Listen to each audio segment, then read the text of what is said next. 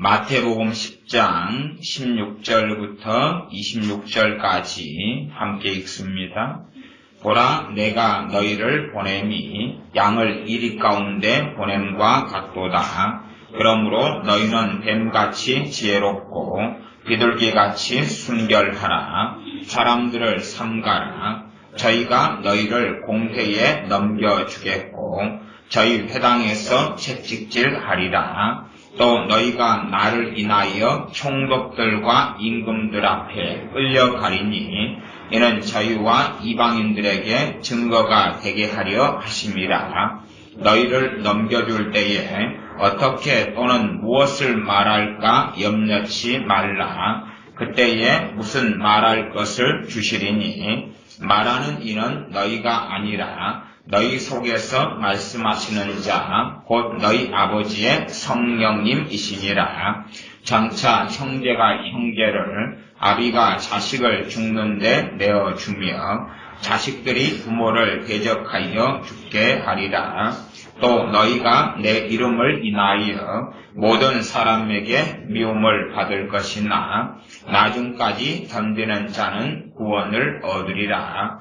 이 동네에서 너희를 핍박하거든 저 동네로 피하라. 내가 진실로 너희에게 이르노니 이스라엘의 모든 동네를 다 다니지 못하여서 인자가 오리라. 제자가 그 선생보다 또는 종이 그 상견보다 높지 못하나니 제자가 그 선생 같고 종이 그 상견 같으면 조카도다. 집주인을 바알세불이라 하였거든 하물며 그 집 사람들이랴. 그런즉 저희를 두려워하지 말라. 감추인 것이 드러나지 않을 것이 없고 숨은 것이 알려지지 않을 것이 없느니라. 아멘. 많은 기독교인들, 많은 하나님을 섬긴다고 하는 사람들 가운데서 정말로 하나님의 말씀을 존중하고 하나님 말씀을 따라 살려는 의지와 의도를 가진 사람들은 별로 없다는 것을 항상 확인하게 되어집니다. 예를 들어 손쉽게 우리가 경험할 수 있는 것 중에서는 그런 거 있지 않습니까? 부모가 자녀를 위해서 하는 기도 중에서 하나님 내 자녀에게 솔로몬의 지혜를 주시옵소서. 아니면 주의종 목회자들이 이 어린 자녀들을 위해서 하는 축복 기도 가운데 이 자녀에게 솔로몬의 지혜를 주시옵소서. 그런 기도 들어보셨나요? 그러면 성경은 뭐라고 기도합니까? 솔로몬의 지혜 같은 경우는 하나님께서 결코 다시는 주지 않겠다. 성경에 그렇게 기록했지 않습니까? 그런데 왜 하나님께서 말씀해 놓은 것을 어기라고 하나님께 기도하고 있죠? 다시 말하면 하나님은 거짓말쟁이가 되십시오. 하나님은 사기꾼이 되십시오. 하나님은 헛된 말을 하는 분이 되십시오. 그것이 간단한 예제지만 하나님의 자녀들이 하나님을 경외할 마음 자체가 없다는 것을 이야기합니다. 하나님의 말씀을 버젓이 보면서 버젓이 읽으면서 하나님의 말씀을 지키고 하나님을 경외할 만한 의도나 마음이 없다는 사실입니다. 많은 사람들은 스스로 자칭 선지자가 되기를 원하고 자칭 거룩한 자가 되기를 원하고 자칭 소위 모세처럼 하나님과 직접 대면하여 아는 자가 되기를 원합니다. 그래서 음성 듣기가 유행하는 것도 그런 이유 아닙니까? 나는 하나님께 직통 계시를 받을 수 있다. 내가 하나님께 뭔가를 물으면 하나님이 대답해 주시는 것. 대답해 주시는 것. 내가 하나님 뭔가를 물으면. 그러면 제가 수학을 잘하는 사람들이야 시험을 쉽게 통과하겠지만 시험을 못하는 사람들, 수학을 잘 못하는 사람들에게 제가 삼각함수 문제를 냅니다.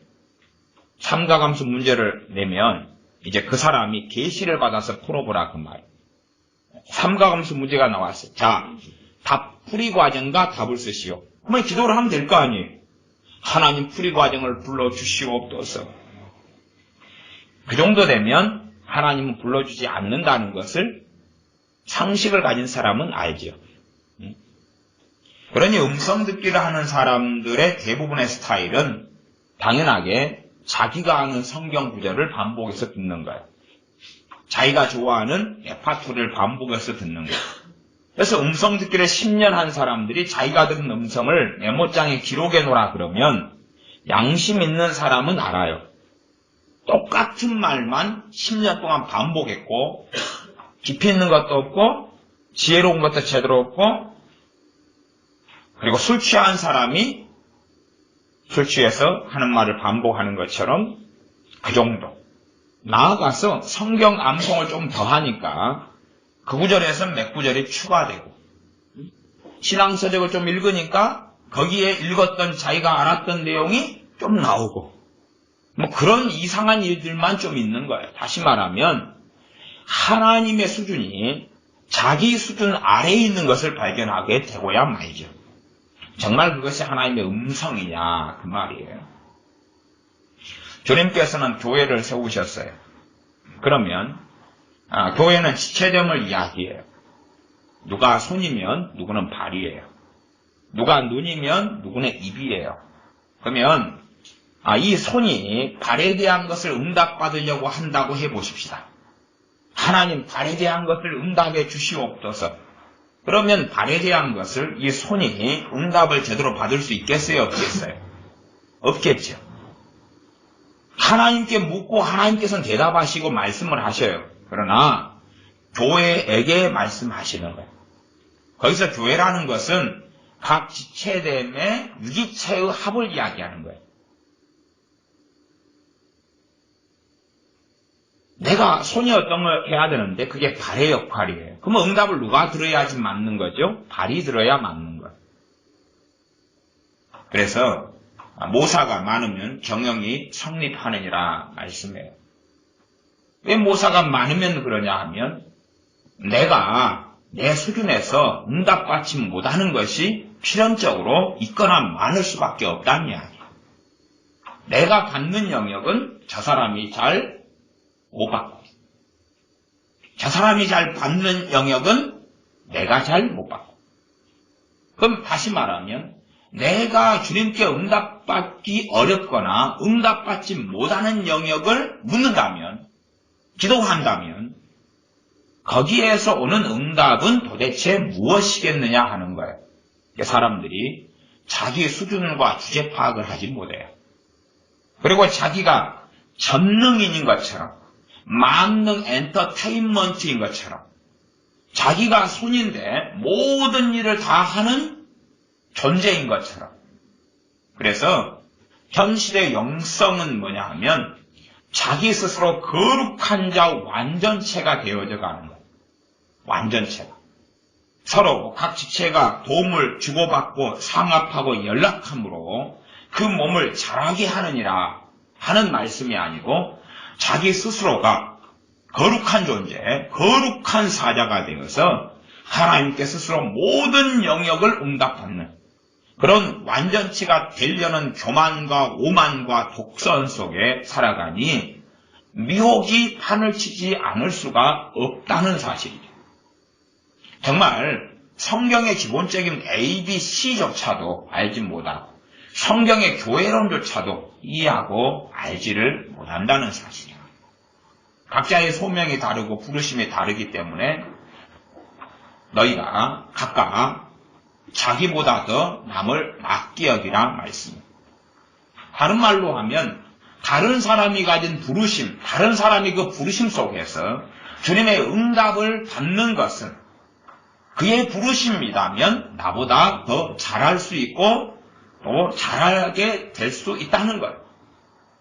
그가 자라가고 성장하면 성장할수록 내 팔이 건강하고 다리가 건강하지 않다면 뭐 어떤 부분은 다리의 역할을 손이 대신할 수도 있겠죠. 그러나 손이 건강하고 발이 건강하다면 발이 하는 역할은 건강한 손보다 그 발이 더 잘하게 된다는 이야기. 점점 독불장군들이 많아져서 자기 스스로 거룩하고 스스로 온전하고 스스로 뭔가를 묻고 응답을 받으려는 어리석음. 더군다나 하나님께 묻고 응답을 받는 것도 많은 영역이 지혜의 영역이 돼야 되는데 그렇지도 않고, 또 지혜를 구하는 것도 내가 지혜를 구해서 응답을 받을 수 있는 영역이 있고 못 받는 영역은 굉장히 많아요. 굉장히 많아요. 그러면 어떤 사람이 지혜를 구해서 응답받는 것은 실제로 각 그 사람의 부르심과 달란트 영역에서 응답을 잘 받는 거예요. 여러분 집에 냉장고 고장 났어요. 자, 이제 도라이버를 하나 들고 냉장고 앞에서 기도하는 거예요. 오 주님, 어디가 고장 났나이까? 어디가 고장 났나이까? 뭐 음성이 들려오겠죠. 자, 도라이버로 볼트를 먼저 풀어라. 냉장고문을 뜯어내고 뒤통수를 뜯어내고 뭐 전동기나 막 기계 부품을 봤는데 잘 모르겠는 거예요. 오, 하나님 어떻게 고칩니까? 그러면 계시가 심하게 오면 망치로 가지고 아무데나 두드려라. 두드려니까 더 박살이 나버려요. 냉장고 고장 나면 누구를 부르면 되죠? AS 센터. 냉장고에 대한 지혜는 누가 가지고 있어요? 냉장고 기술자가. 좀 간단하지 않아요? 자동차가 고장 났으면 내 수준에서 고칠 수 있는 경미한 고장은 내가 고칠 수 있는 거예요. 그러나 더 전문적인 부분이 고장 났다면 누구의 도움을 받아야 돼요? 자동차 정비하고 수리하는 사람. 심지어 정말 근원적인 부분이라면 자동차를 만드는 이 회사나 공장의 도움을 받아야 될 수도 있다, 그런 말이에요. 세상에 살 때 그 정도 지혜는 가지고 있잖아요. 그런 것처럼 우리의 신앙생활이나 우리의 삶의 영역에서 그런 부분은 아주 많은 거예요. 왜 많은 사람이 병들어가느냐 하면 자기 스스로 하나님께 도움받고 응답받을 수 있다고 생각하는 거예요. 도움받고 응답받을 수 있는 영역이 있으나 그렇지 못한 영역은 아주 많다는 사실. 아주 많아요. 제가 전에 야고보서 5장을 가지고 어떻게 하면 병이 치료되는가 하는 야고보서 5장 말씀을 가지고 설교했어요. 그러니까 어떤 사람들이 신속하게 당신 설교에 반대하여 그리고 반대를 팡팡팡 누르더라고요. 그러면 내용은 어떤 내용이냐? 병든 사람은 교회의 장로들을 청하여 병 낫기를 기도하라 그랬죠. 그러면 지금 시대의 방법은 뭐예요? 병이 들면 교회의 장로들을 청해요, 안 청해요? 안 청하죠. 일단은 교회의 장로들이란 목회자들을 이야기하고 지금으로서는. 근데 목회자들 꼴 보기 싫어요. 영성이 없어. 여러 이유가 있겠죠. 그리고 이제 병이 들면 자기 혼자 기도하는 거예요. 자기 혼자. 치료해 주시옵소서. 고쳐 주시옵소서 기도해요. 좀 이상하지 않아요, 그게? 성경에 하나님께서 병치유의 방법을 명시해 놓으셨는데 왜 사람들은 자기 방법을 고집하고 주장할까요? 좀 그게 이상하지 않아요? 저는 그래서 사람들에게 이제는 자기가 성경이고 자기가 원하고 환호하는 성경 구절들만 인정하지 그 외에는 인정할 의도와 의사가 없다. 땅받기 기도 같은 거. 정말 요즘에 가서 더 확산되어져가요. 땅받기 기도. 그러면 땅을 밟는 것의 유래는 여리고성을 돌아가지고 여리고성이 무너졌고 여리고성에 있는 사람들부터 짐승까지 하나도 남김없이 다 죽여버리라. 는 하나님의 말씀 명령의 순종이었어요. 그러면 여리고성을 돌면 그 다음에는 칼을 빼들고 다 죽여야 되는 거예요. 전부 다. 어느 도시를 여리고 행전했다. 그러면 진멸의 명령이지 대부흥의 명령이 아니다. 그 말이에요. 많은 목회자들 성경을 어떻게 해석하냐 그러면 자, 여리고성은 여러분의 문제입니다. 여러분의 문제입니다. 여러분은 문제를 믿음으로 돌았더니 여리고성이 무너지는 건 문제의 해결이었습니다. 영적으로나 성경적으로나 문맥적으로나 문자적으로나 말이 되는 거예요, 안 되는 거예요? 말이 안 되는 거잖아요. 여리고성이 문제였다? 문제가 될 수가 없잖아요. 여리고성을 진멸하라는 것은 문제가 아니라 하나님이 주신 명령이었던 거예요. 하나님의 명령이었던 거예요. 그 명령을 시행하는데 여리고성 벽만이 문제가 되었던 거예요. 성벽이.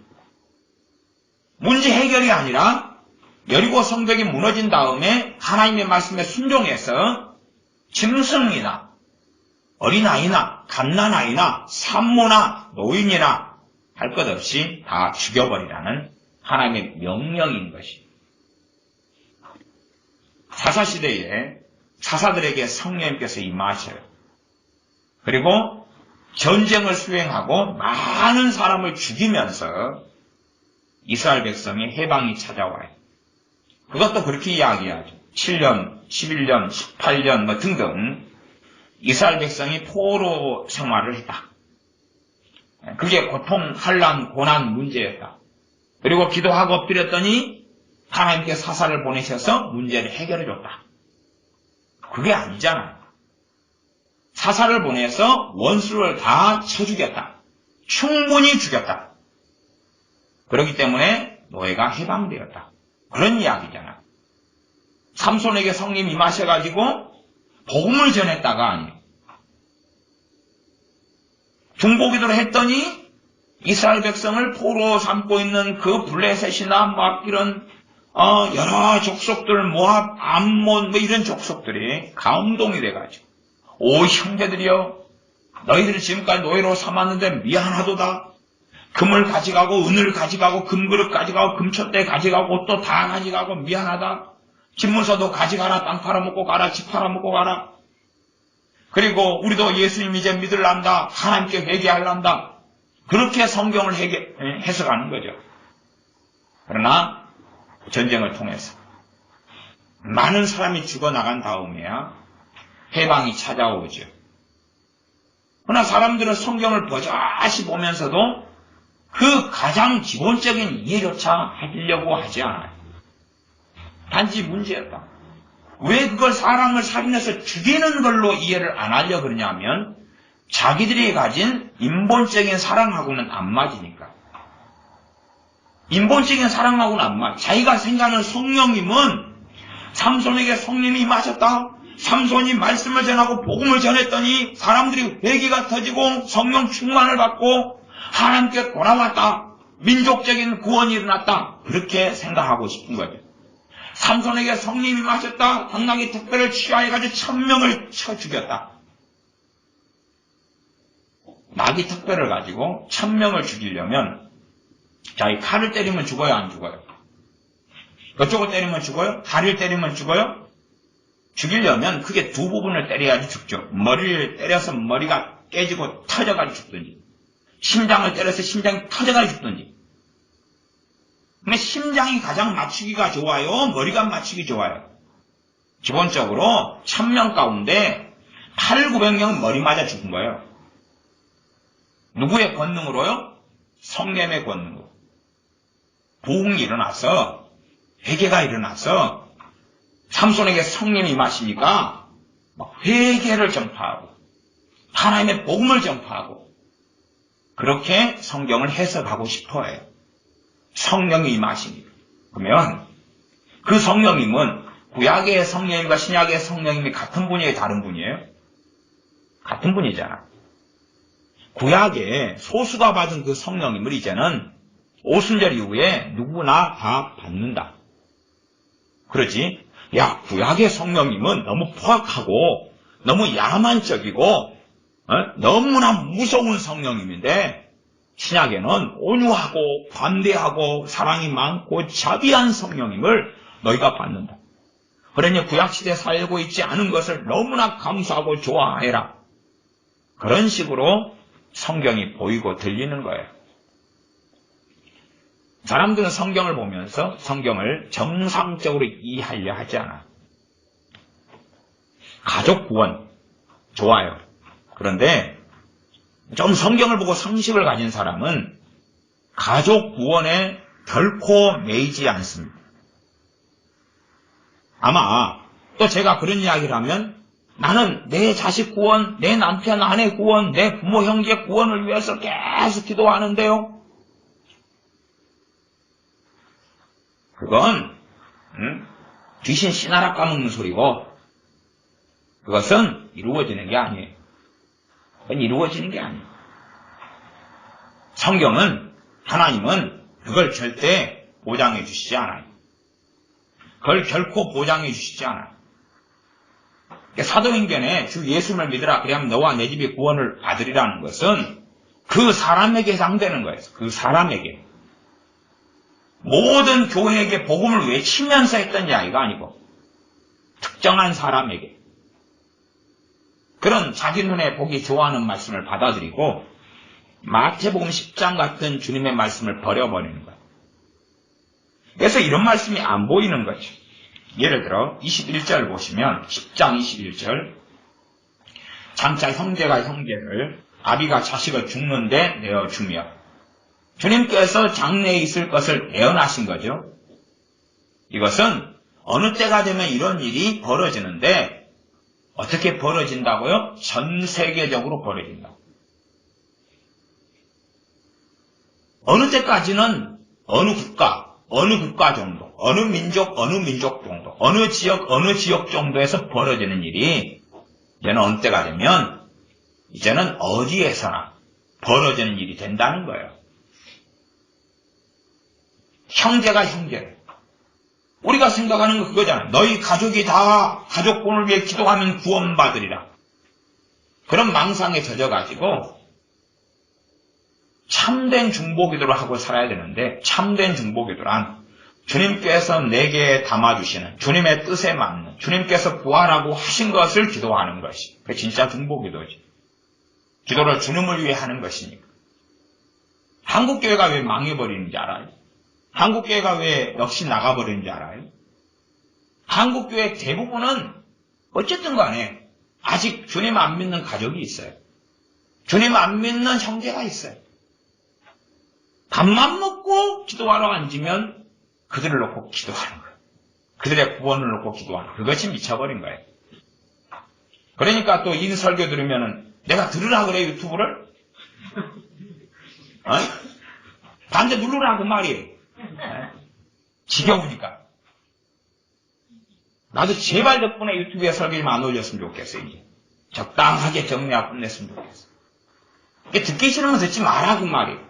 반대 누르든 뭘 누르든 알아서 하고. 지난번에 설교가 올라간 지 1시간 37분짜리 설교인가 그런데 10분 20분 안 돼서 반대가 탁 눌러졌구먼. 그래서 야 처음에 듣자마자 기분 나쁜 이야기가 있었던 모양이네. 반대 누른다고 제가 크게 연연한 사람은 아닌데 좀 정상적이 돼가지고 하나님 말씀에 대해서 내가 알고 있는 가치관 내가 가지고 있는 편견 생각을 말씀하고 맞춰봐야 될 거 아니에요. 맞춰봐야지. 말씀하고 맞춰봐서 말씀의 사람이 돼야지. 내가 믿고 싶은 것, 내가 받아들이고 싶은 것, 그렇게 살아가는 게 아니란 이야기예요. 아니 주님이 형제가 형제를 죽는데 내어준다 그랬잖아요. 그러면 주님이 거짓말쟁이가 되셔야지 맞아요? 주님이 진실을 말씀하신 거예요. 진실을 말씀하신 거예요. 물론 우리가 복음을 전해서 우리 가족이 돌아오면 감사해요. 그러나 그건 약속이 아니라 그 말이에요. 우리 가족이 주님께 돌아오게 하는 건 너무 귀한 일이에요. 그것은 하나님께서 우리 주님께서 보장하신 일이 아니라 그 말이에요. 오히려 주님께서 말씀하신 것은 형제가 형제를 죽는데 내어준다고. 죽여버릴 거라고. 그게 주님께서 하신 말씀이에요. 형제가 형제를 죽여버린다는 것은 형제와 형제가 원수가 된다는 이야기죠. 여기서 형제는 기본적인 베이스로 깔고 있는 것은 혈육의 형제를 이야기해요. 육신의 형제. 한 부모 밑에서 태어난 형제. 그걸 이야기해요. 한 부모 밑에 태어난 형제 자매. 두 번째는 아비가 자식을 죽는데 내어준다. 아비하고 자식이 원수가 되어서 아비가 자식을 죽여버린다는 거예요. 죽여버린다. 직접적으로 죽일 수도 있고 아니면 고소하고 고발해서 죽는데 넘겨버린다. 그래 우리가 생각하는 가족 구원하고는 상관이 없잖아요. 우리가 복음을 전할 수 있으면 전하라고 말해요. 당연하게 우리 가족들에게 복음을 전해야 돼요. 그러나 넋이 나가고 정신이 나가서 죽을 때까지 내 가족 구원 하고 살아가면 안 된다는 사실. 대부분은 이루어지지 않는 것입니다. 이루어지지 않는 것에 힘을 낭비하는 것을 어리석은 일이다 그러죠. 어리석은 일. 그래서 기도를 받을 사람들을 위해서 하는 거예요. 기도를 받을 수 있는 사람, 기도를 받는 대상이 되는 사람, 기도를 받을 주님의 자비가 임하여 있는 사람, 그 사람들을 위해서 하는 게 중보 기도예요. 요즘에 기도 제목 보면 하나님, 김정리도 회개하여 예수님을 믿게 하여 주소서. 그 기도 제목을 누가 저한테 또 보냈더라고요. 기도 제목 가운데 8번째인가 들어가 있더만요. 김정리도 회개하여 예수님을 믿게 하여 주소서. 놀라운 사랑이에요. 놀라운 사랑. 그러면 아마 지옥을 만드신 하나님은 이해하지 못할 것 같아요. 더군다나 땅에서 어떤 사람이 양심적으로 살았어요. 나 주님을 안 믿었어요. 그런 지옥에 가지요. 지옥에 몇 년 동안 있나요? 지옥이 감옥처럼 견딜 만한 곳인가요? 아니면 한 3일 하면 끝나나요? 한 달 독방처럼 갇혀 있으면 끝나나요? 영원토록 끊어지지 않는 고통을 받아요. 지옥에서. 그러면 이제 하나님을 이해할 수 있어요? 없어요? 아니, 양심적으로 살았잖아요. 특별히 형사적인 범죄 안 저지르고 살았는데 이 정도면 잘 산 거 아니에요? 더군다나 그 사람이 자기 형제고 가족이고 부모고 자식이면 하나님을 이해할 수 있겠어요? 하나님이 이해하지 못한다는 것은 죄가 뭔지를 이해하지 못하기 때문에 그래요. 죄가 뭔지를. 죄가 뭔지를 이해하지 못하니까 한 걸음 나아가면 복음을 제대로 이해하지 못하는데 주님이 왜 죽으실 수밖에 없었는가? 주님께서 왜 나의 죄를, 우리의 죄를 위해 죽으실 수밖에 없었는가를 이해하지 못하기 때문에 그렇다고 말이에요. 그래서 이 어리석은 많은 크리스찬들, 특별히 부모들은 자식 구원을 위해서 죽을 때까지 기도해요. 기도하면 기도할수록 하나님과 멀어지는 거예요. 기도하면 기도할수록. 우리 기도했으니, 제가 이야기했으니까 이제 반대를 눌러라. 눌러라. 왜? 자기들의 욕구하고 욕망하고는 안 맞잖아요. 맞으면 당신들 자식들 구원받는 거 봐봐라 기도해가지고. 봐봐라 그 말이에요.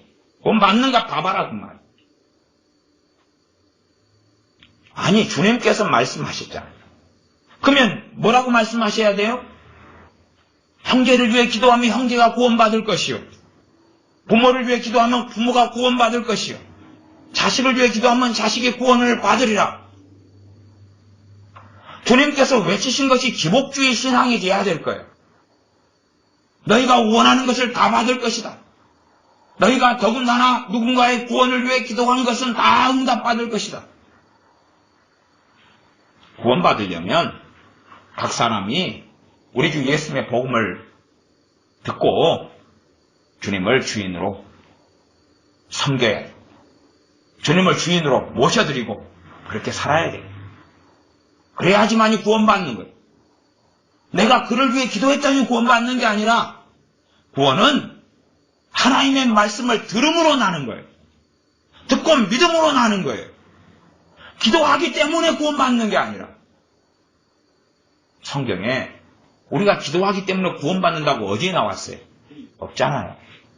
없는데 왜 기도하기 때문에 구원받는다고 거짓말해요? 믿고 싶은 거죠. 복음을 우리가 전하는 건 주님의 부르심이고 복음을 듣고 그 복음을 듣고 받아들이는 사람들이 구원받는 거예요. 안 받아들이면 구원 못 받지요. 안 받아들이면. 그래서 우리가 기도하면서 그 사람이 받아들일 만한 때 다시 복음을 전해야 되는 거지. 받아들일 만한 때. 그러나 그 사람들이 강팍해가지고 복음을 제대로 받아들일 수 있을 만한 때가 제대로 오지 않으면 거의 전할 수가 없는 거예요.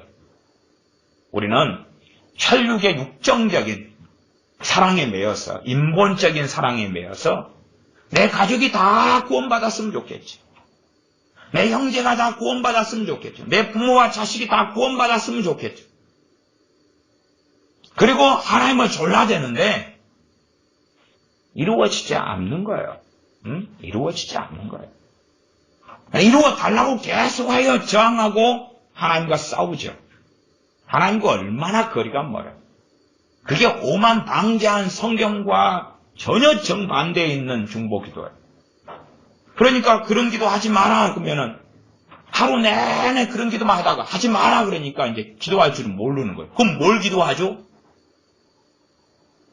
눈만 뜨고 기도만 하면 내 자식 구원, 내 자식 구원, 내 자식 구원 근데 하지 말라고요? 그럼 뭘 기도하죠? 그렇게 묻는 거예요. 이상한 사람들. 하나님과 너무나 거리가 먼 사람들. 주님보다 자기 자식을 더 사랑해서 말은 구원이 중요하다, 구원받아야 되잖아요 하지만 지 자식을 위해 사는 사람들, 지 부모 형제를 위해 사는 사람들이 가득하다 그 말이에요. 왜 주님의 말씀을 명심하지 않지요? 왜 주님의 말씀을 들으려고 안 하지요? 주님께서 너가 예수님 믿기 때문에 너 가족이 구원받게 될 것이다. 안 그랬다 그 말이에요. 안 그랬다 그 말이에요. 전에 치유 사역자 중에 한 분인 케네스 핵인이라는 목사님이 책을 썼어요. 어떤 사람이 예수님 영접하면 가족이 다 구원받습니다. 그렇게. 젊었을 때. 40, 50대인가? 나중에 돌아가시기 얼마 전에 그게 아닌가 봐요. 그리고 책을 또 냈어요. 그런데 어느 책이 더 많이 팔렸게요? 예수님 믿으면 다 가족이 다 구원받습니다. 그 책은 내가 알기로는 한 10여 배 이상이 더 팔렸어요. 그래가지고 나중에 이제 그게 아닌가 봐요. 제가 성경 해석을 잘못했어요. 그거 말년에 썼는데 그 책은 별로 팔리질 않았어요. 왜? 그럼 어쩌라고요? 입맛이 안 맞거든요. 이제. 입맛이 안 맞거든. 그분은요 평생토록 돌아가시기 얼마 전까지 당신들이 예수 믿으면 가족이 다 구원받습니다. 그리고 전해왔어요. 그러면 가족이 다 구원받는다 그러니까 얼마나 좋아요. 거기에 사람들을 매어 달리게 만든 거죠. 결코 그렇지 않다는 이야기. 오히려 주님께서는 당연한 말씀을 전하셨는데 21절이 그런 거 아닙니까? 장차 형제가 형제를, 아비가 자식을 죽는데 내어주며 자식들이 부모를 대적하여 죽게 하리라. 자식들이 부모를 죽이고 아비가 자식들을 죽이고 죽게 하고 그것이 당연한 일이다 그 말이. 이 공산주의가 왜 무섭습니까? 사상은 피부가 진하다고. 공산주의 사상 때문에 우리는 과거 6.25를 겪었고 여수 순천은 여순 반란 사건을 겪었고 제주도는 4.3 폭동을 겪었고 6.25 사변을 통하여 공산주의자들의 악랄함을 다 겪었어요. 그러나 이제 역사는 다 잊혀지고 뒤안길로 보내고 있어요. 그 사상을 가진 자들이 부모고 형제고 상관없이 죽이는 것을, 공산주의 사상을 가지는 자들이 형제도 없고 부모도 없고 그렇다는 것을 알지를 못하는 거예요. 알지를 못하는 거예요. 과거에 2008년에 이명박 대통령 부임 초기에 광우병 사태가 있었어요. 사태라고 해요. 사태. 광우병 사태를 통하여서 거기에 미친 사람들이, 광우병에 광난에 빠진 사람들이 정말 많이 가정 불화를 일으켰어요. 그것만이 진리인 양 고집하고 형제간에 의절하고. 왜요? 광우병 그게 뭐라고? 소고기 먹는 게 뭐라고? 안 먹으면 미국산 수입 소고기 먹으면 내 손손 구멍 뻥뻥 된다고. 지금은 LA 갈비 잘 사먹고 있는 주제에 거기에 미쳐가지고 광난에 소용돌이에 돌아왔어요. 그러니까 가족도 없고 형제도 없고 아무것도 없는 거야. 미쳐버리면. 그런 게 또 다른 영이고 또 다른 사상이 흐름 속에 들어가 있는 거죠. 그러면 이 말씀을 통해 알 수가 있어요. 저는 예측하는데 앞으로는 전 세계가 공산주의, 사회주의가 훨씬 더 심각해질 거예요. 훨씬 더 심각해져요. 항상 사회주의, 공산주의가 번창할 때는 언제였냐 그러면 권세자들이나 나라나 정부에 대하여 불평과 불만이 많아질 때 공산주의, 사회주의가 급속히 번져 반항이 불같이 일어날 때 그건 혁명이니까. 안 좋은 의미에서 어떤 반란이기 때문에 경제가 어려워지면 공산주의가 기승을 부려왔어. 앞으로는 전 세계의 경제가 어려워질 것은 문전에 닥쳐 있어요. 문 앞에 다가와 있다 그 말이에요. 그렇기 때문에 어느 때가 되면 사람들은 이 공산주의, 사회주의 사상을 급속도로 더 받아들이고 아는 사람만이 아는 이야기지만 미국 같은 경우는 상당한 공산주의, 사회주의의 진전을 지금 보고 있어요. 과거에 대통령 후보였던 힐러리 여사가 공산주의자, 사회주의자였어요. 그리고 지금도 미국의 대중매체, TV, 미디어가 이 사회주의에 동조하고 있어요. 사상은 무섭기 때문에 거짓 방송을 지금도 미국 텔레비전은 계속하여 전하고 있어요. 계속하여 폭동을 일으키기를 하고 계속하여 미국 트럼프 대통령에 대하여 악의적인 선전과 기사와 방송을 내보내고 있어요. 미국도 그럴진데 다른 나라들은 그 심화가 심각하고 유감스럽게 우리 대한민국은 그것이 너무나 적화가 공산주의 사상이 알게 모르게 심각하게 많이 뿌리내리고 들어오고야 말았어요. 이 사상이 들어오면 부모도 형제도 가족도 없게 되어지죠. 이슬람이 어디까지 번져갈는지는 모르겠어요.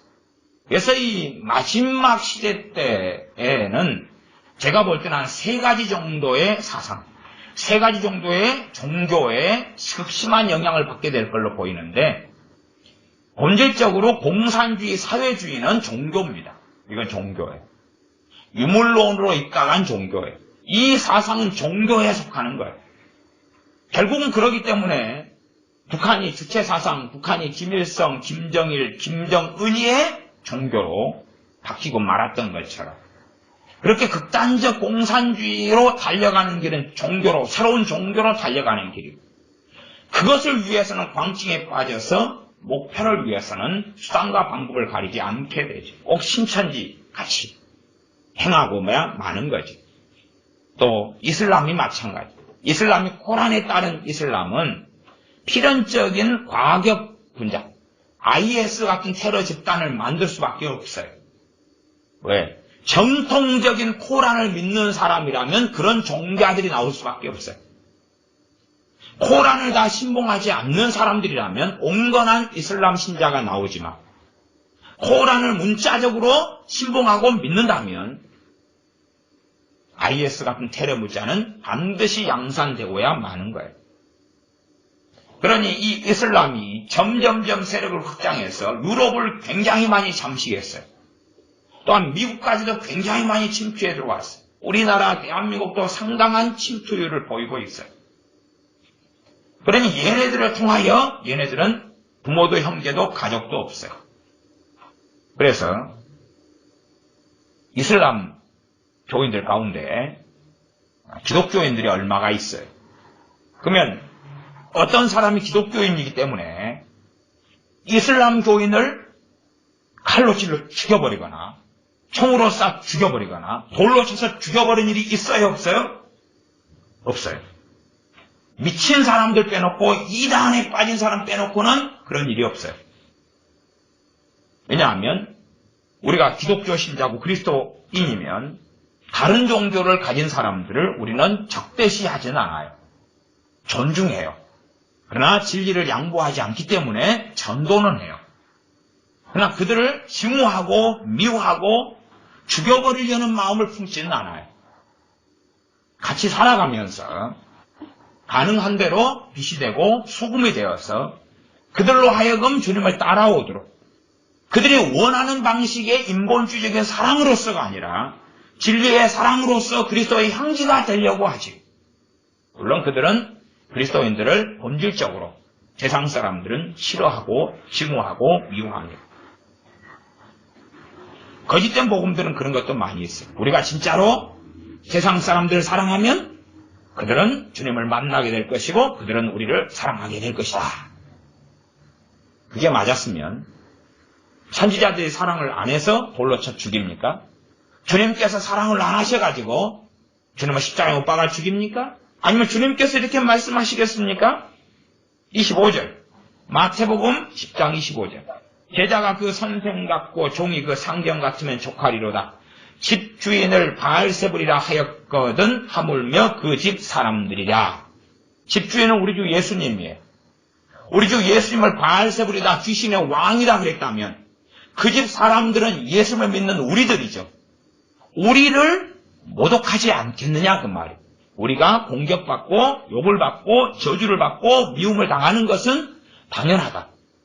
주님을 그렇게 했다면 너희들도 도매급이다. 너희들에게도 그렇게 모독하고 비난하고 공격하는 게 당연한 거다 그랬어요. 말씀이.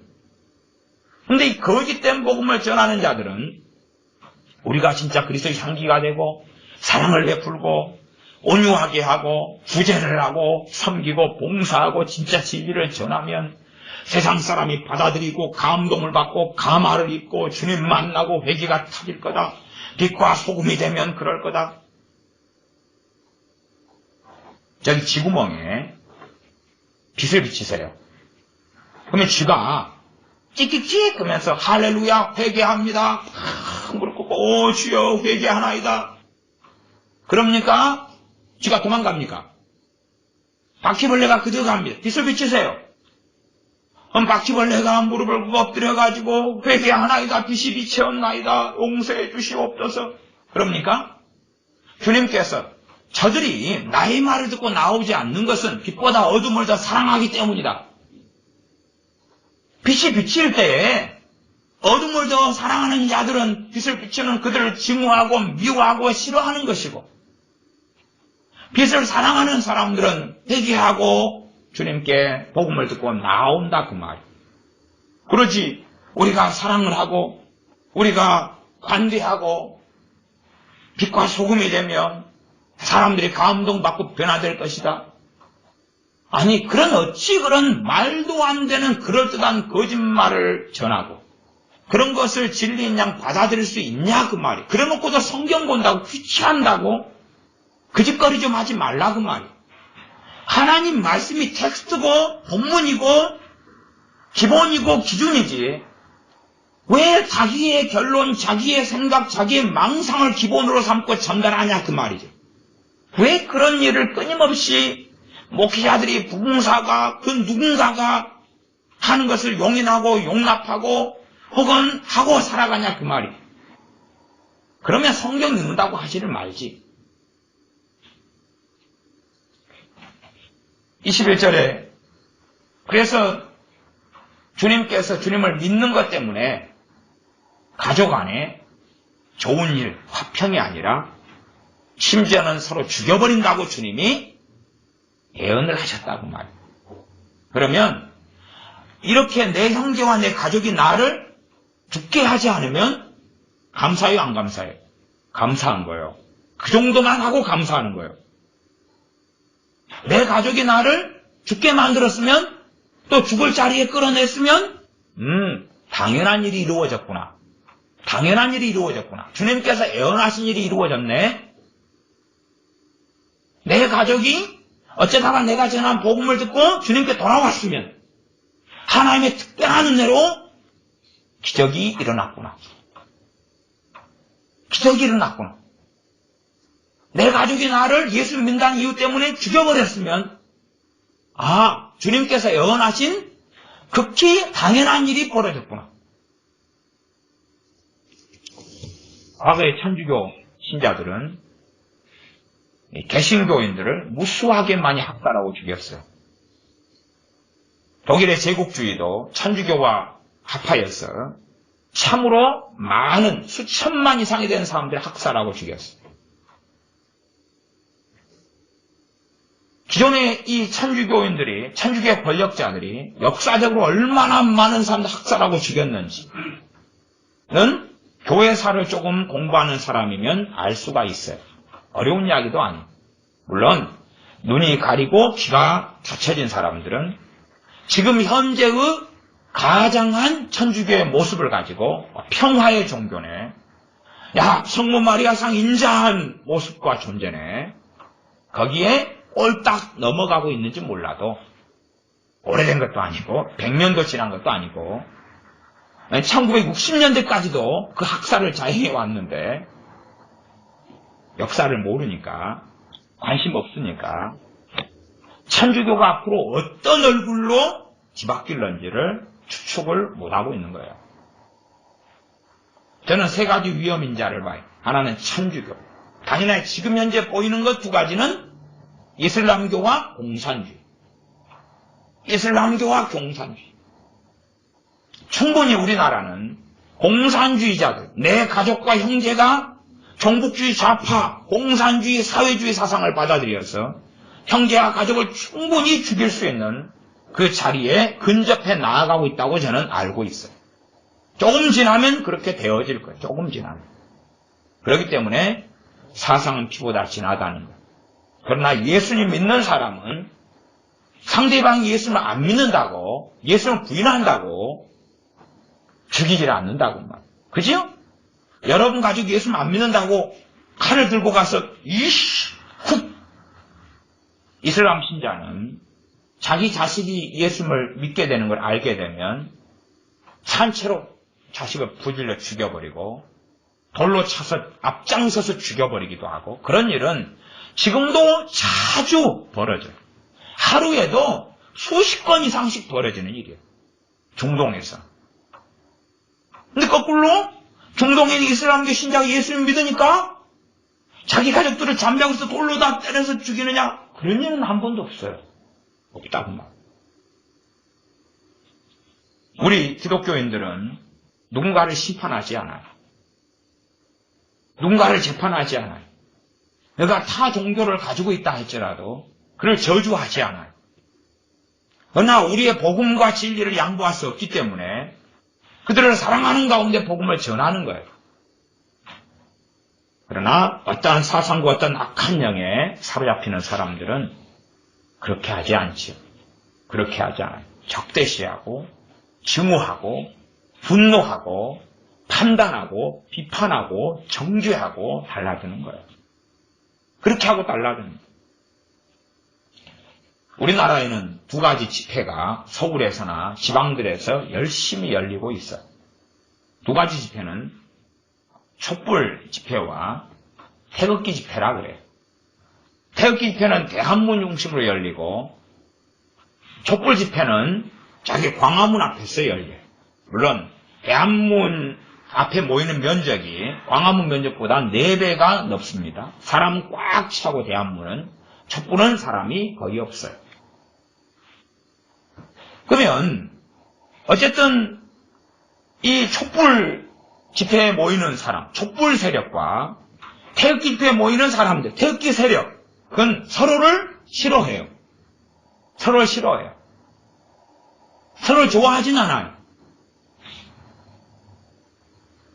근데 양자의 집회에 참여해보면 명확한 차이가 너무 많이 나타나요.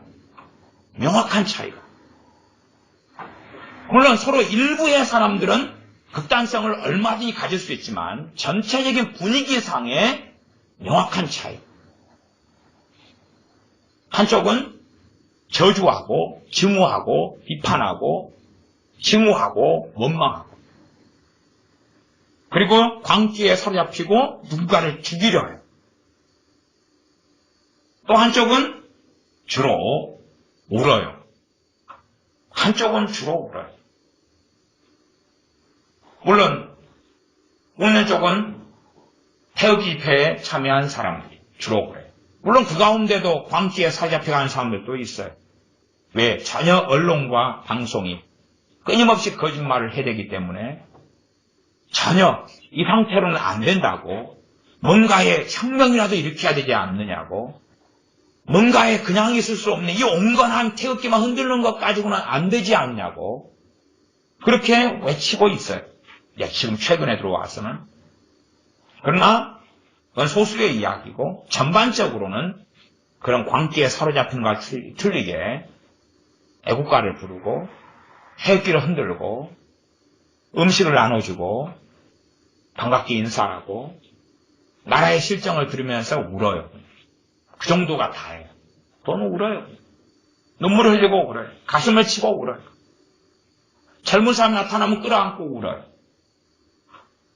대부분 중심은 60대, 70대, 50대 조금, 40대 더 조금, 20대, 30대 거의 없음. 그리고 젊은 사람들 중심으로 모이는 촛불 집회는 비난하고 저주하고 욕하고 단두대를 끌고 나오고 사람, 대통령 같은 사람 머리를 잘라가지고 진짜로 자르는 게 아니라 자르는 피어지는 그 머리 모양 인형으로 만들어가지고 아이들로 하여금 공으로 차고 다니게 만들어요. 태극기를 찢어버리고 불살라버리고 증오하고 저주를 퍼붓고 그렇게 하고 살아가요.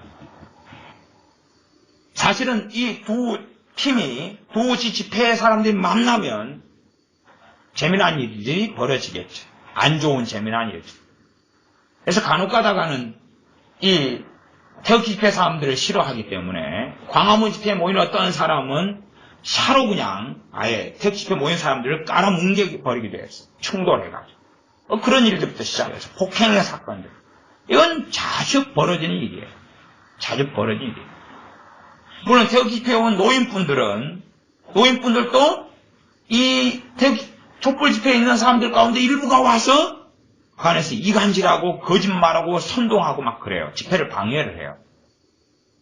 그러니까 노인분들도 그들에게 폭행을 해요. 태극기 집회에 있는 노인분들이. 폭행이 뭐냐 그러면 플라스틱 태극기 짝대기가 있어요. 요만한 거. 이걸로 이놈들아 그러는 거라. 폭행. 태극기 150원짜리 대나무 약실한 짝대기로 되어 있는 게 있어요. 그걸로 때리는 거예요. 이놈들아 정신 차리라. 근데 놀랍게 20대 청년들이 30대 청년들이 그 플라스틱 또 그 대나무 작은 짝대기 맞고 쓰러지는 거예요. 자꾸 안 일어나는 거예요. 폭행을 당했다고. 그것을 누군가의 카메라, 누군가 핸드폰을 대동해서 찍어가지고 폭행 장면이라고 올리는 거예요. 노인들이 태극기로 이놈들아 그러고 막 우는데 폭행을 당했다는 거예요. 뭐 재미난 일들은 참 많아요. 그게 재미나다 그럴지 울고 싶다 그럴지 실상은 영이 달라. 실상은 영이 달라. 어떤 영에 사로잡힌 사람들, 공산주의 영에 사로잡힌 사람들은 충분히 가족을 죽일 수 있어요. 애가 되면. 충분히 그 사상에 사로잡히면 형제를 충분히 죽일 수 있어요. 사로잡히면. 광기에 사로잡히면.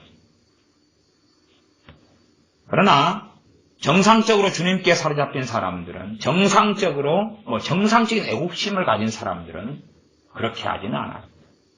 그래서 앞으로는 점점점 이 공산주의의 영과 사상은 더 심각하게 번져갈 거예요. 그래서 어디까지 이것이 흘러갈지는 알 수가 없죠.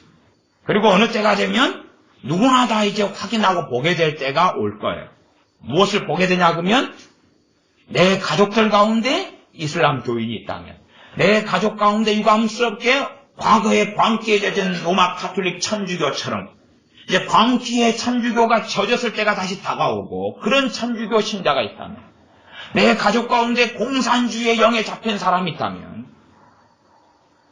나는 죽임을 당할 거예요. 나는 죽임을 당하고 죽는데 넘겨주고 끌려가게 될 거라는 사실. 거기에는 형제건 자매건 가족이건 부모와 자식이건 이것하고는 아무 상관없이 그 정도는 최소한 우리가 성경을 보고 이해할 수 있어야 되죠. 그런 판국인데 김정은이는 예수 믿고 구원받게 해주소서. 북한이 다 회개하고 돌아오게 해주소서. 그렇게 하지 말고 부탁드리노니 자기의 가족이 구원받게 해달라고 기도하세요. 이제 찬성 눌러주세요. 가족 구원받게 해달라고 기도하세요. 그것이 내가 볼 때는 한 100만 배가 빠질 것 같아요. 물론 가족 구원받는다고는 성경은 이야기하지 않습니다. 그러나 김정은이가 구원받고 북한이 회개하고 구원받는 것보다 100만 배는 빠를 것 같아요. 그러니까 죽을 때까지 그렇게 하세요. 그러다가 가족 손에 죽으세요. 그리고 실망하세요. 내가 정욕적으로, 유욕적으로 기도하고 다른 길을 살아왔구나. 가족 구원? 그게 매여 사는 사람들은 깨어있는 그리스도인으로 살 수가 없어요. 살 수가 없어요.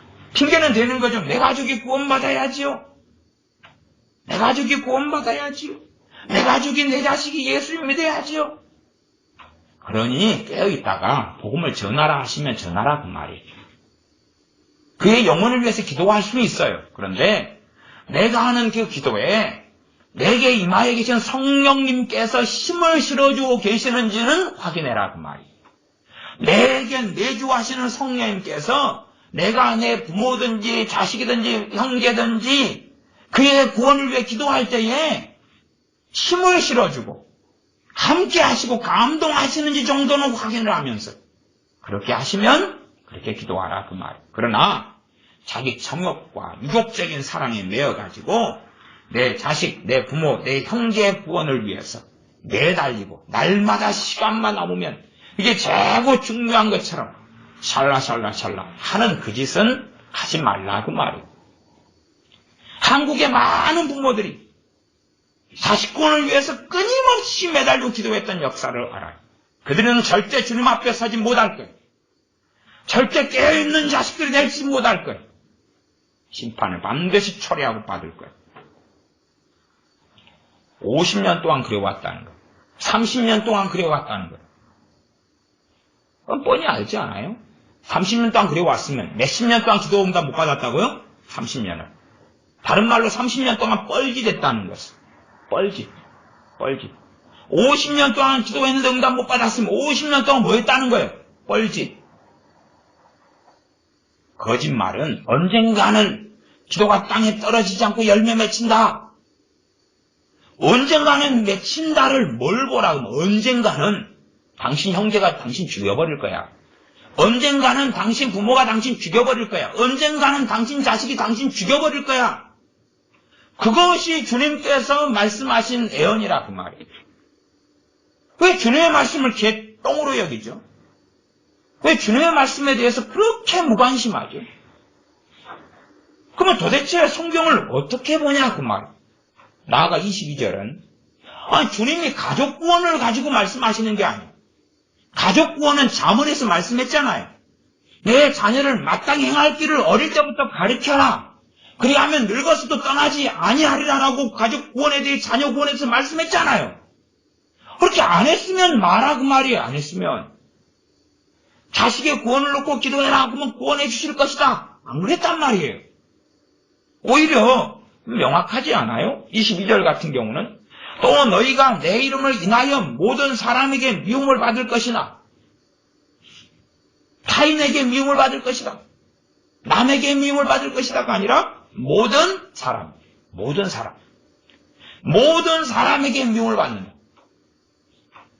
그러면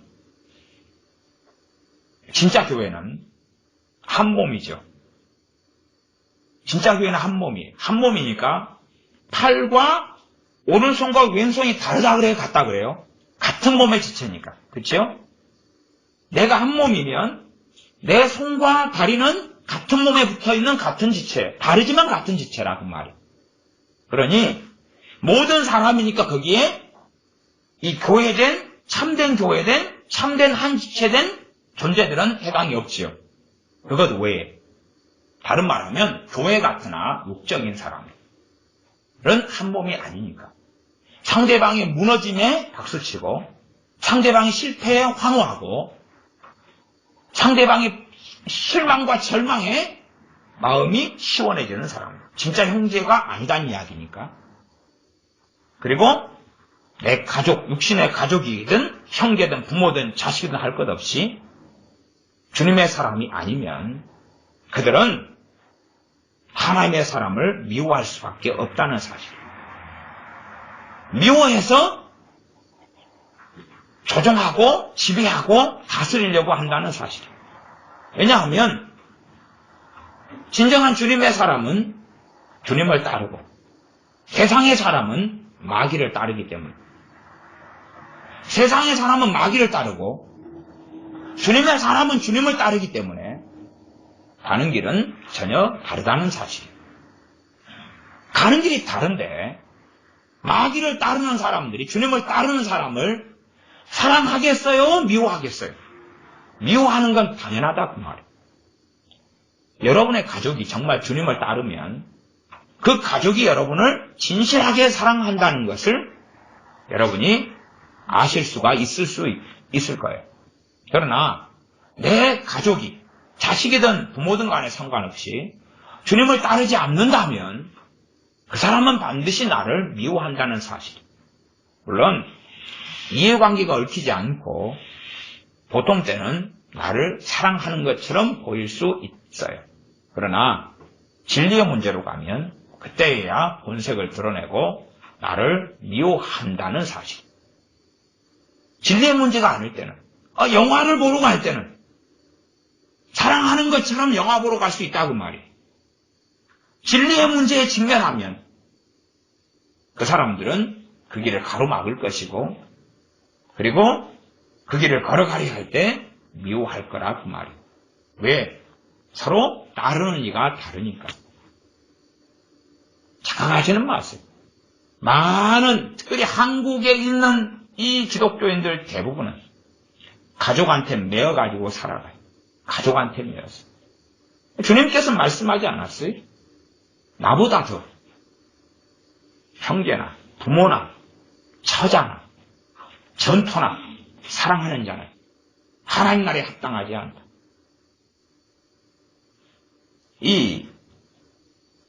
예를 들어 어떤 부부가 결혼했는데 친정 엄마 때문에 싸운다. 그러면 정상의 비정상의 비정상. 한 명이든 양자든.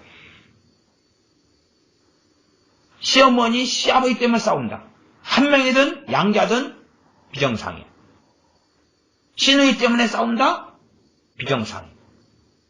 비정상. 다시 말하면 유족적인 사랑을 하고 있다는 정욕적인 사랑을 하고 있다는 이야기. 결혼하면 누구를 떠나야 되죠? 누구를 떠나야 돼요? 부모를 떠나요. 누가 떠나요? 남자가요? 여자가요? 남자가. 유교 사상하고 하나님 말씀이 얼마나 다른 줄 아세요? 여자는 안 떠나도 돼요. 명령이 없어요.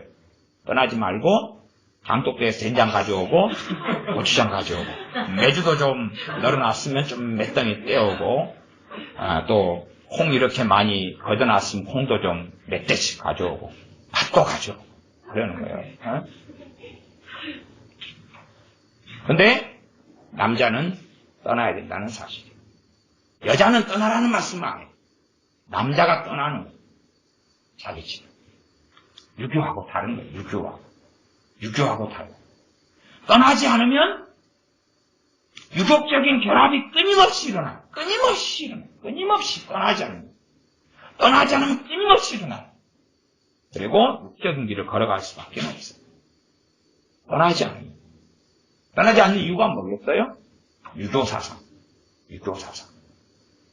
유교사상에 찌들어가지고, 유교적인 효에 찌들어가지고, 그래가지고, 그게 하나님을 경외하고 섬기는 거죠. 두 가지죠. 성인이 되거나, 결혼의 가정을 꾸리거나, 요즘은 결혼이 늦기 때문에 제가 성인이 되거나라는 전제를 먼저 이야기해요. 성인이 되거나. 주로 성인의 기준은 성경의 20살. 20살 기준으로 잡습니다. 그래서 출애굽한 다음에 광야에 있을 때에 12정탐꾼 가운데 10정탐꾼이 잘못된 보고를 했을 때에 하나님께서는 20살 이상으로 책임을 지어주셨습니다. 20살 이상으로 그 죄에 대한 책임을 지고 광야에서 엎드려 죽어라. 내가 죽일 것이다. 말씀하신 것. 20살 밑으로는 책임을 또 져야 되는데 그러나 죽기보다는 40년 동안 유복, 40년 동안 광야 생활, 그리고 가나안 땅에 들어가게 하시는 거예요. 40년 동안은 그 지루하고 지겹고 바람 불고 덥고 춥고 경치도 맨날 보이는 게 광야고 산이고 반석이고 그 속에서 40년 살아야 한다는 거죠. 그래서 내가 성인 되거나 아니면 결혼하거나 부모를 떠나야 하는 거지. 남자가 부모를 떠나야 하는 거지. 그 가운데 고민해야 돼요. 어떻게 부모를 공경할 것인가. 형편이 안 되면 어쩔 수 없는 거고, 안 된다는 이야기는 부모를 정기적으로 봉양해야 될 의무가 있는데, 그러나 부모가 자기가 스스로 벌어서 살 수 있다면 굳이 그럴 필요가 없겠죠. 오히려 부모가 더 부자일 수도 있어요. 뭐 그럴 필요는 없을 거고. 부모가 먹을 게 없을 때, 입고 마실 게 없을 때, 그때 부양해 주는 거죠. 그 부양을 이야기해야지. 날마다 가가지고 말동무를 해주고, 날마다 가가지고 뭔가를 해주고, 그런 것은 말이 되는 게 아니다 그 말. 그게 어떻게 떠나는 거예요? 떠나는 게 아니지. 그래서 이 유교 상태에서 하나님을 섬기는 것처럼 살려고 하는 사람이 많아요. 이 한국에 있는 기독교인들은 너무나 이 부모 자식 간의 결합이 너무나 강해. 너무나 강해. 인본적인 사랑이 너무나 강해. 그리고 그것을 하나님의 뜻인 양 포장하고 거짓말하는 하나님의 뜻인 양. 하나님의 뜻인 양 그냥 사랑하고. 반드시 누구에게나 하나님이냐 주님이냐 부모냐 주님이냐 자식이냐 주님이냐 형제냐 주님이냐 돈이냐 주님이냐 전토냐 그것을 통과해야 돼. 그것 통과하지 못하는 사람은 어린아이고 그것 통과하지 못하는 사람은 주님을 제대로 알지 못하게 되는 거예요. 그걸 통과하지 못하는 사람. 그걸 통과하지 못하는 사람은 인본주의적인 신앙에 계속 매어가지고 살아가는 거예요. 그걸 통과하지 못하면 수준 미달이야. 수준 미달. 그거 통과하지 못하는 사람은 노인네들 새벽에 새벽 기도하는 거 들어보면 노인네들이니 자식이 옛날에 많이 낳았죠. 5명, 6명, 3명, 4명. 맨날 자식 구원 위해 기도하고 자식 사업 위해 기도하고 기도할 것도 많아요. 손주들 위해 기도하고 맨날 도대체 그래서 주님 앞에 섰을 때 얼마나 부끄러우려고. 제가 정답은 이야기할 수 있어요. 정답은 뭐냐 하면 자식 구원 위해서 손주 구원 위해서 맨날 기도하는 사람들 가운데 95% 이상은 절대 응답받지 못한다는 사실이에요. 그러면 몇 프로 응답받지? 5% 미만은. 5% 미만은. 다시 말하면 성령님의 인도하심이 잘해야 5% 미만에게는 있다는 사실이죠. 5% 미만은. 왜 95%는 그 이상은 응답받지 못하니까. 앞으로는 그 비율도 더 높아질 거예요. 당연하게. 아주 당연하게. 그래서 주님의 말씀은 내 이름을 인하여 주님 때문에 22절에 모든 사람에게 미움을 받을 것이다. 모든 사람, 내 가족, 내 부모, 내 형제. 지금 그 말씀을 앞에서 했잖아요, 지금. 이게 모든 사람이라 그러니까. 내 가족은 제외하고요 라고 착각할지 모르니까 가족 이야기를 먼저 해놓으셨잖아요. 그죠? 가족 이야기를 먼저 하셨잖아요, 앞에가. 형제, 부모, 자식, 가족 이야기. 그 다음에 모든 사람 이야기했잖아요. 모든 사람. 참된 그리스도의 몸이 아닌 나머지 사람들. 그들이 미워할 거라고. 주님 때문에니까 주님의 길을 걸어가려 할 때, 주님을 따라가려 할 때, 나를 미워하게 될 거라고. 나를 미워하게 되면 기본적으로는 나를 지배하려고 그러고, 이용하려고 그러고, 조종하려고 그러고, 그리고 나를 육적인 애정, 육적인 사랑으로 올가매려고 그럴 거다 그 말이. 거기에 매이고 치면 무너지게 되겠죠. 그래서 주님께서는 그래도 내가 너희를 지키리라 말씀하시는 게 아니라 나중까지 견디는 자는 구원을 얻으리라. 미움을 받으니까 미움 안 받으려고 어떻게 하면 돼요?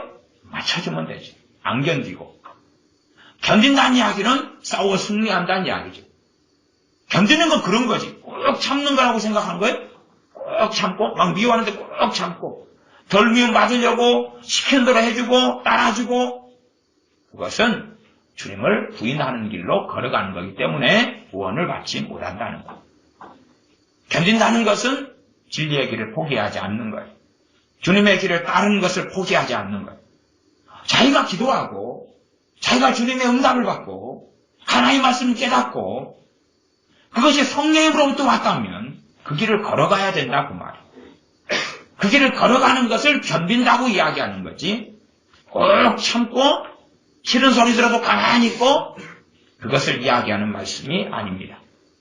나중까지 견디는 자는 구원을 얻으리라. 견디지 못하면 구원을 받지 못한다. 왜? 주님을 부인하는 것이기 때문에. 이 주님을 부인하는 것에 대한 이야기가 참 많이 있어요. 23절, 이 동네에서 너희를 핍박하거든 저 동네로 피하라. 우리나라가 공산주의가 되어진다면 당연하게 되어지기 전에는 이 나라를 떠나야 되고 피해야 되는 거예요. 주님이 이렇게 말씀했잖아요. 그러니까 어떤 사람은 그러더라고요. 이 나라가 곧 공산주의가 되어질 수 있습니다. 그러나 그럴지라도 끝까지 이곳에서 지켜야 됩니다. 애국자가 되어서 나라를 지켜야 됩니다. 세상 사람은 그렇게 이야기하면 이해할 수 있어요. 그러나 예수님을 믿는 사람은 누구를 따르는 겁니까?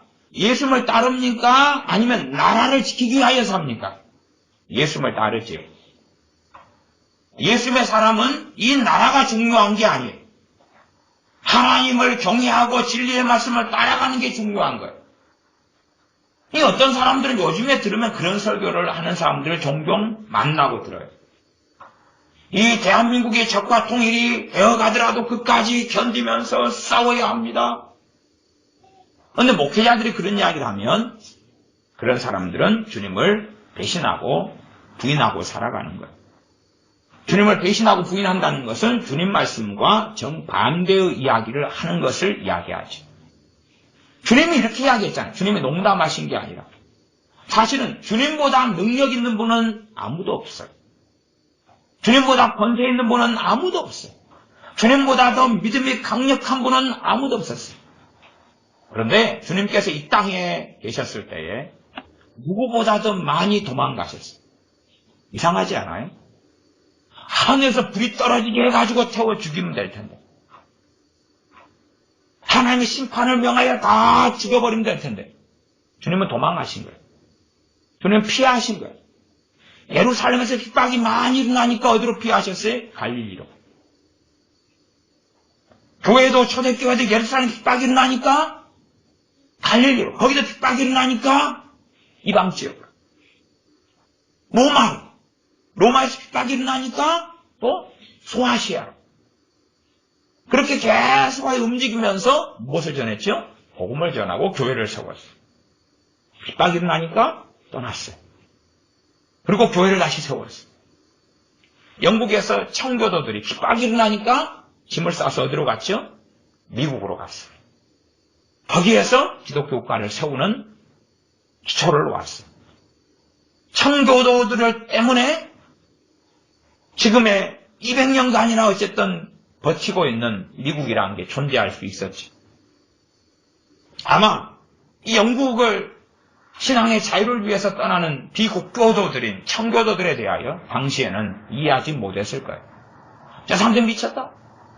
그 배를 타고 저 머나먼 길이잖아요. 유럽에서 이 북아메리카로 가는 그 먼 대륙과 대륙을 잇는 그 길을 배를 타고 갔는데, 그것도 지금까지 고속정도 아니고 엔진 있는 배도 아니고 바람이 부는 대로 가는 돛배 같은 걸 어쩌다가 노를 젓는 그런 걸 타고 그 먼 항해를 하고 가다가 죽을 수도 있고 가다가 난파될 수도 있고 병 걸릴 수도 있고 그러한 길을 갔다는 사실이에요. 편하지도 않고 아주 불편하고. 그들은 순종한 거지. 칼빈이라는 주의 종이 프랑스에 있다가 핍박이 일어나죠. 어디로 떠나요? 스위스 제네바로 떠나죠. 거기서 또 너 나가라 핍박을 해요. 그러니까 스트라스부르크로 가버려요. 이민자 목회를 해요. 다시 와서 전해달라 복음을 하나님 말씀을 가르쳐달라 하는 게 다시 또 들어가요. 존 낙스가 스코틀랜드에 있다가 핍박이 일어나요. 영국으로 가요. 영국에서 너 목사해달라 그러니까 목사를 해줘요. 다시 핍박을 해요. 스위스 제네바로 떠나요. 당연한 거죠. 이상한 게 아니죠. 그래서 존 낙스를 통한 스코틀랜드 종교개혁이 일어났고 존 칼빈을 통한 제2의 종교개혁이 일어났던 거죠. 루터도 마찬가지. 핍박이 일어나니까 그럼 도망해요. 도망해서 어느 벽작의 성에 숨어 있으면서 성경을 독일어로 번역해요. 다시 핍박이 일어나니까 또 떠나요. 또 떠나요. 핍박이 일어나지 않는 곳에 정착해요. 그리고 말씀을 전하고 교회를 세우고 복음을 전하죠. 그건 반복해왔던 역사의 이야기예요. 그런 뻔한 역사적 배경과 이해도 가지 못한 채 대한민국이 공산화될 수 있습니다. 대한민국의 적과 위험이 있습니다. 그러나 중보기도하면서 떠나면 안 됩니다. 그런 사람은 환경 때문에 어쩔 수 없어서 그렇다면 이해를 해요.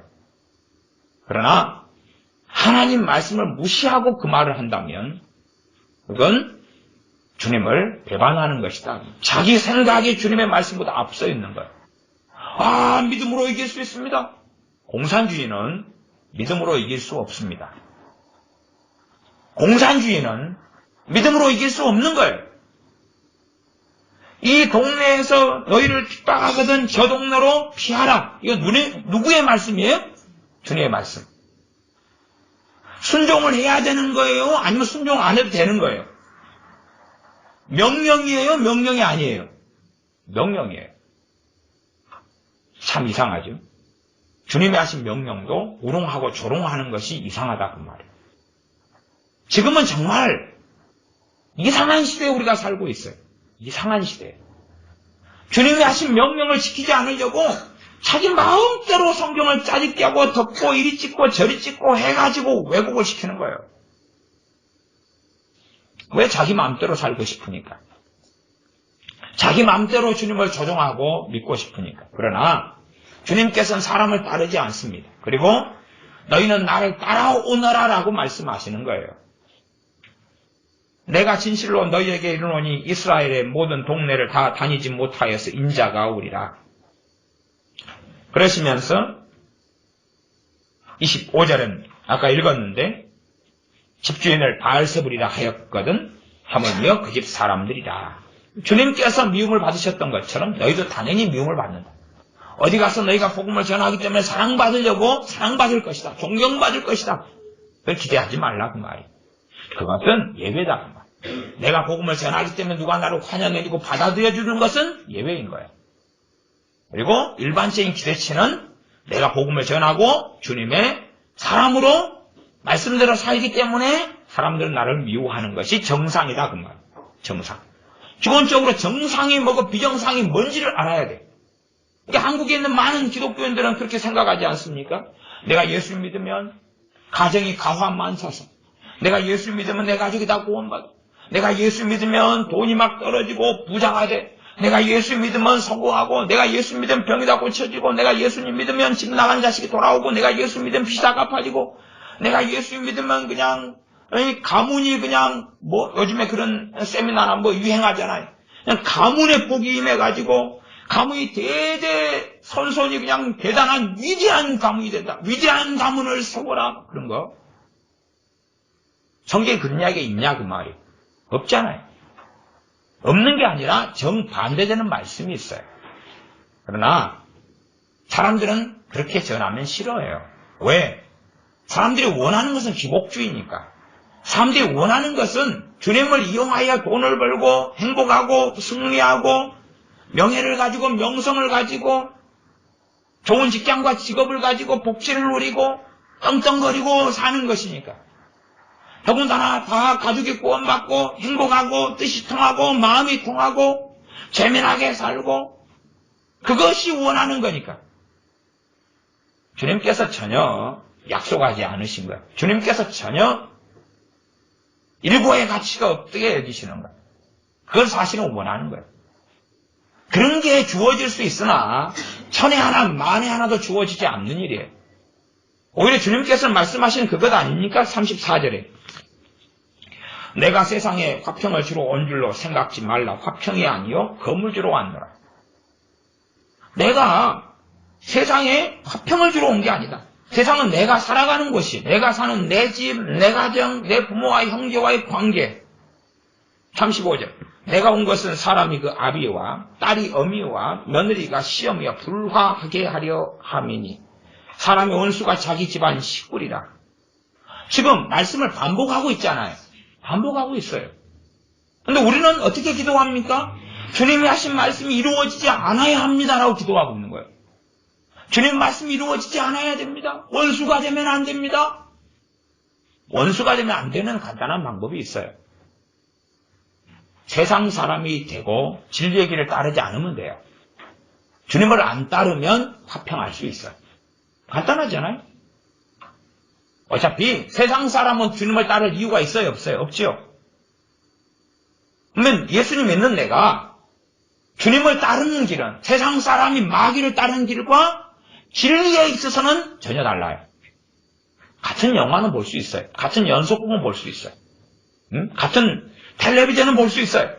그러나 진리를 따르는 길에 들어서면 누구를 따르는지는 명확해지게 되는 거예요. 주님을 따르느냐? 세상의 종으로? 마귀의 종으로? 마귀를 따르느냐? 그럼 명확해지는 거예요. 명확해져. 거기에서 화평을 이루려면 간단한 거예요. 입을 다물고 세상의 영을 따라 세상을 쫓아가면 되는 거예요. 함께 마음을 합하고 뜻을 합하여서 그 길을 달려가면 되는 거예요. 그러면 화평을 가져오게 될 거예요. 주님께서 주신 불화를 없앨 수 있을 거예요. 불화는 한쪽은 주님을 따르고 한쪽은 마귀를 따르고 죄의 소욕을 따르고 세상을 따르기 때문에 일어나는 필연적인 불화인데, 그래서 상대방이 단지 예수를 믿는다라고 말하는 게 아니라 상대방이 내 가족이든 누구든지 간에가 예수님을 진짜로 따라야지만이 그 불화는 화평으로 바뀌는 거예요. 그러나 결국은 내 가족이 100명이 있든 10명이 있든 5명이 있든 유감스럽게 그 가족 5명이 전부 다가 예수님을 진실로 따르는 가족은 없다는 사실. 여러분이 그런 가족을 만나셨으면 언제 저한테 이야기를 해 주십시오. 그런 가족. 여러분의 남편, 아내, 부모, 형제, 자식이 다 하나로 정말로 예수님만 따른다. 아니, 다 교회는 다닐 수 있어요. 그러나 진실로 예수님을 따르는 가족이 전체가 되는 경우는 저는 지금까지 태어나서 한 번도 본 일이 없어요. 한 번도. 착각할 뿐이죠. 착각할 뿐인데 아직 한 가족도 통째로 다 커가지고 결혼을 하면 그 가족의 범위가 더 넓어지겠죠? 가까이 지내는 그들이 정말로 주님을 다 따르는 사람들이 어디가 있는가? 그런 것은 없다고 말이에요. 없어요. 내 가족이 한 10명밖에 안 된다. 10명. 부모, 형제들, 거기 결혼한 와이프들, 또 남편들, 그리고 자식 2명. 10명밖에 안 된다. 그 10명이라도 다 주님을 따라서 정말 평화를 이루고 소위 말하면 진짜 가정교회를 이루는 데는 없다고 말이에요. 없어요. 항상 작든지 크든지 불화가 일어날 수밖에 없어요. 아무리 10명밖에 안 되어서 10명이 구원을 얻고 10명이 다 주님을 따르는 사람이 되기를. 물론 영접기도 하고 교회를 다닐 수는 있어요. 그런 신용을 할 수 있다고 말이에요. 정말 주님을 위해 살고 주님과 함께 사는 주님을 따르는 사람은 다가 될 수도 없고 항상 다수보다는 소수이었다는 사실. 유감스럽게. 그러니 주님을 따르는 문제가 생기면 화평은 필연이지, 불화는 필연이지 화평이 필연이 아니라는 사실입니다. 그러나 사람들은 이 불화를 싫어해요. 필연적인 불화보다는 하나님 내 가정에 화평을 주소서. 그 응답 받으려면 간단한 거예요. 내가 주님을 따르는 걸 포기하면 되는 거예요. 내가 포기하지 않는다면 화평은 오지 않아요. 그냥 문제를 덮어놓을 수는 있어요. 건들지 않고 덮어놓을 수는 있어요. 그러나 어느 때는 덮어놓을 수 없을 때가 반드시 있다는 사실이에요.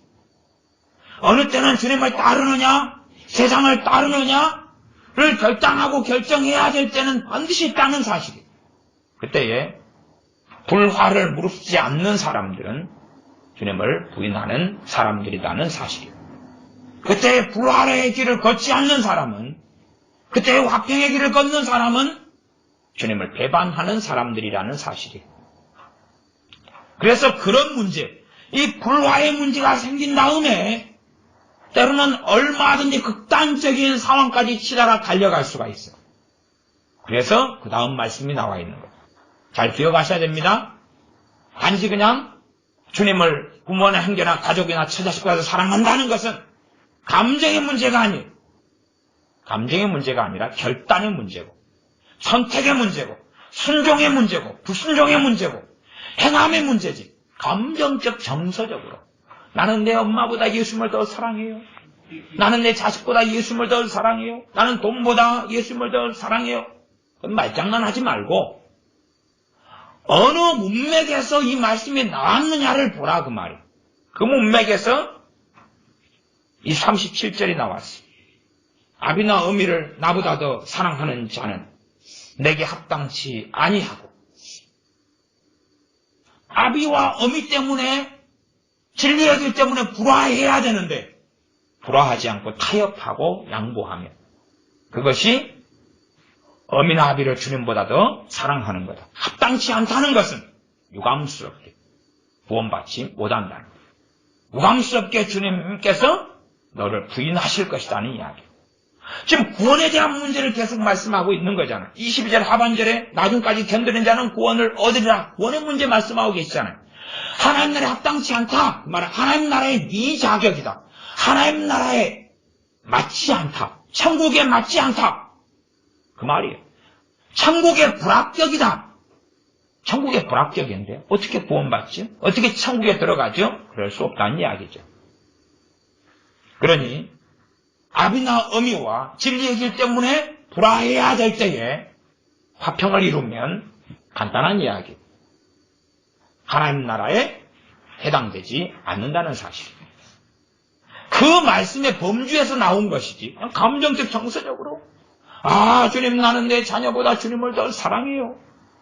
거짓말이고 맞지 않다. 아들이나 딸을 나보다 더 사랑하는 자도 내게 합당치 아니하고, 아들이나 딸을 주님보다 더 이해관계가 얽히고, 이해관계가 더 나아가서 진리의 문제, 주님을 따르는 문제와 부딪힐 때에 어떤 길을 내가 걷느냐. 38절, 또 자기 십자가를 지고 나를 좇지 않는 자도 내게 합당치 아니하니라. 자기 십자가를 지고 주님을 좇지 않는다. 그런 것은 주님 때문에 겪는 아픔, 주님 때문에 겪는 눈물, 주님 때문에 겪을 수밖에 없는 불화. 문맥상 불화지요? 문맥상 화평이 아니라 고통이고 환난의 길이죠? 자기 십자가의 기본 문맥적 이해. 그걸 피하겠다. 오 주여 기도합니다. 아무 일 없게 해주시옵소서. 오 주님 기도합니다. 평안하게 해주시옵소서. 오 주님 누구의 마음을 감동하여 주시옵소서. 그 기도가 가당할 것 같냐 그 말. 가당하지 않아요. 쟤는 지금 가당하지 않다는 것을 이 본문의 문맥상 설명하고 있는 거예요. 누구의 마음을 감동시켜 달라는 기도를 그 기도 자체가 틀렸다는 게 아니라 느헤미야는 왕에 대하여 기도했단 말이에요. 그래서 왕의 도움을 받았어요. 이게 어떤 감동을 놓고 기도하는 게 틀렸다는 게 아니라 이 문맥 속에서 지금 이야기한 거예요. 사람들은 꼭 앞뒤 꼭지 없이 자기맷대로 듣는 경향이 있는데 그런 게 아니에요. 39절 자기 목숨을 얻는 자는 잃을 것이요. 자기 목숨을 얻는다. 자기 목숨을 잃는 자는 주님을 위하여 얻으리라. 이것이 최소한 화평이 아니라 불화, 가족끼리의 싸움 다툼, 주님을 따르느냐 그렇지 않느냐로 인한 거기에서 이제는 어느 길을 걸어갈 것이냐와 연관되어 있다는 사실을 기억하셔야 됩니다. 기도하겠습니다. 아버지 하나님, 우리는 육체적인 가족 간의 관계 속에 매여서 내 피부치, 내 속으로 낳은 자식, 내 부모, 내 육신의 형제, 거기에 매여서 오랜 세월 동안 주님을 따르기보다는 세상의 화평을 이루려 하고 주님과 불화하는 길을 선택하여 왔습니다. 정말 마땅히 주님 때문에 불화하여야 하고 양보하지 않아야 되고 주님을 따라야 할 때에 그렇게 하기보다는 우리가 세상을 사랑하고 오히려 내 가족을 주님보다 더 사랑하는 길로 따라가면서 그것이 마치 바른 신앙인 양, 그것이 마치 바른 효도인 양, 그것이 마치 주님을 따르는 것인 양 착각하며 어리석어져 왔습니다. 우리가 어느 때가 되면 결단될 때가 있고 어느 때가 되면 주님을 진실로 따라야 할 때가 있음에 주님을 따르는 사람들로 하나님 나라에 합당한 사람들로 발견되도록 도와주시옵소서. 우리 주 예수님의 이름으로 기도하옵나이다. 아멘. 기도하겠습니다.